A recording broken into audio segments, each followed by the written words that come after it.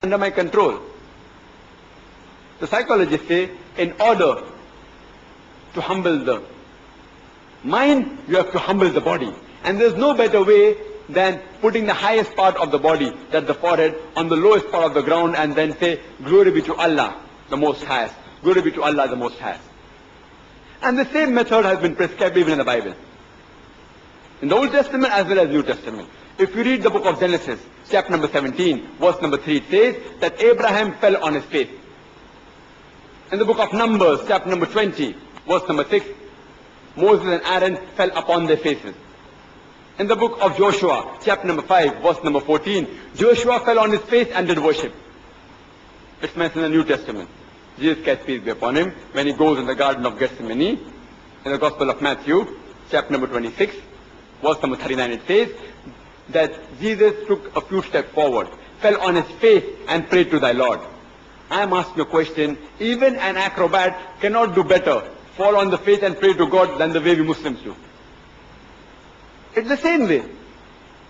How Jesus, peace be upon him, prayed. So if following the teachings of Jesus Christ, peace be upon him, makes a person a Christian, then we Muslims are more Christian than the Christians themselves. The third pillar is zakat, which in Arabic, it means to purify, to grow.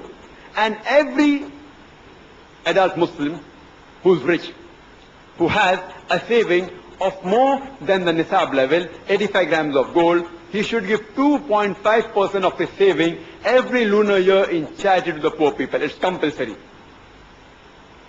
And the people to whom charity should be given this compulsory charity zakat is given in Surah Tawbah, chapter number 9, verse number 60. It can be given to the fuqara, to the poor, to the masakin, to the needy, to the amilun, those who are engaged in collecting of zakat, to mu'allafatu al-qulub, those whose hearts are coming closer to Islam, to the gharimun, to the debtors, to the riqab, to those who have become slaves, to free the slave.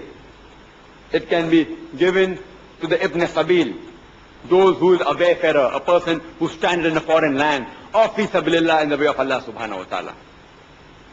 If every rich human being in this world gives zakat, poverty will be eradicated from this world. There will not be a single human being who will die of hunger. Similar message is given in the Bible. If you read in the First Peter, chapter number 4, verse number 8, it says that give charity. For charity reduces multitudes of sins. Give fervent charity, for with charity you can reduce multitude of sins. And the glorious Quran says in Surah Al-Hashr, chapter 59, verse number 7, it gives the reason for zakat as to prevent the wealth from circulating amongst the rich. The Quran says in Surah Tawbah, chapter number 9, verse number 34, that there are people who bury gold and silver and do not spend it in the way of Allah subhanahu wa ta'ala. Announce to them a grievous penalty, that fire will be produced from their wealth, from the hellfire, and with it they will be branded on the day of judgment, on the forehead, on the back and on the flanks. And it will be said to them, this is the wealth you buried, have a taste of the wealth you buried. Hoarding of wealth is prohibited in the glorious Quran.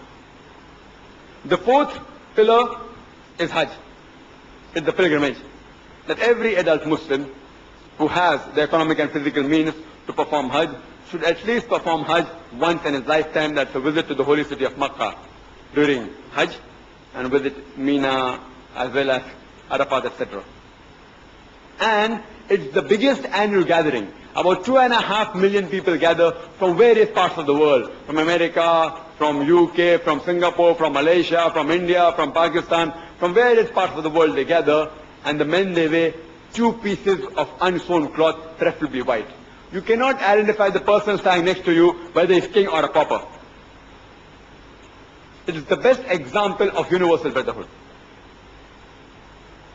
And the glorious Quran says in Surah Hujurat, chapter 49, verse number 13, Ya ayyuhan nasu inna khalaqnakum min zakin wa unsa wa ja'alnakum shawban wa qaba'ila lita'arafu inna akramakum indallahi atqakum innallaha alimun khabir. O humankind, we have created you from a single pair of male and female, and have divided you into nations and tribes, so that you shall recognize each other, not that you shall despise each other.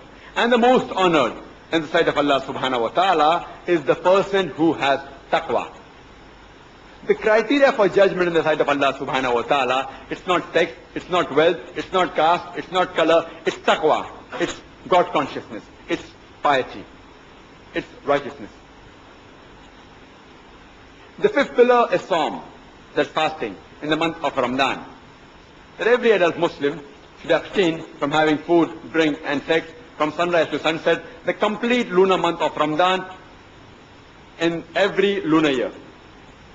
And the Quran says in Surah Baqarah, chapter number 2, verse number 183, that fasting has been prescribed to you as it was prescribed to people that came before you, so that you may learn self-restraint.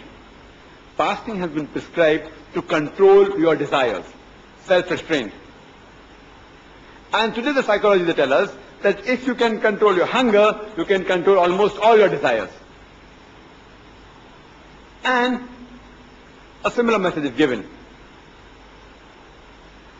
in the Gospel of Matthew, chapter number 17, verse number 21, and the Gospel of Mark, chapter number 9, verse number 29, that people have been commanded to fast. And in the month of Ramadan, fasting helps you to improve your bad deeds. The things that you normally do during the course of life throughout the year, you try and avoid doing the wrong things. And that may remain part of your life. The good thing that you don't do during the year, during Ramadan you want to do, that may become a part of your life. If you can abstain from smoking from sunrise to sunset, you can abstain smoking from the cradle to the grave. If you can abstain from having intoxicants from sunrise to sunset, you can very well abstain from the cradle to the grave. And research is done that fasting increases the intestinal absorption. These were the 5 pillars of Islam. But these 5 pillars do not make up the complete Islam. As our beloved Prophet said, these are 5 principles, these are 5 pillars. And any engineer will tell you, any architect will tell you, that if the pillars are strong, then the structure will be strong. So if any human being follows these 5 pillars correctly, inshallah, his other principles of life also will be strong. The glorious Quran says in Surah Dhariyat, chapter 51, verse 56, وَمَا خَلَقْتُ الْجِنَّ وَالْإِنسَ إِلَّا لِيَعْبُدُونَ, that I have created the jinn and men not but to worship me. That means the jinn and men have been created by Allah subhanahu wa ta'ala to worship him. The Arabic word used is ibadah. Comes from the root word abd. Abd. In Arabic, abd means slave of Allah subhanahu wa ta'ala. And it means a servant. So ibadah is a person who does servitude, who obeys his master. Anyone who obeys the commandment of Allah subhanahu wa ta'ala, it's called ibadah. Many people think salah is the only form of ibadah. It's one of the highest form of ibadah, but it's not the only form. Following the commandments of Allah subhanahu wa ta'ala is also ibadah.